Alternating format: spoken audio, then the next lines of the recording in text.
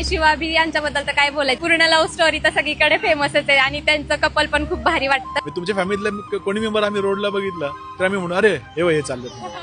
बाकीचे व्लॉगर्स जास्त करून त्यांचे पर्सनल लाईफ म्हणजे स्वतःपुरतेच राहतात, यांचे कसे फॅमिली व्लॉग असल्यामुळे खूप आवडतात. तर आता जॉईंट फॅमिलीची कन्सेप्ट जुनी झाली पण मराठी फॅमिली आपण जनरली बाकी ब्लॉग बघतो ना आता तिथे कशी हिंदी असतात, ते एक रिच हे वाटतं, त्याच्यात रिच इन्फ्लुएन्स वाटतो, घरंदाजपणा वाटतो. मी एका हॉस्टेलला राहतो, आम्ही कंटिन्यू ब्लॉग बघत असतो तुमचे, आम्हाला खूप आवडतात.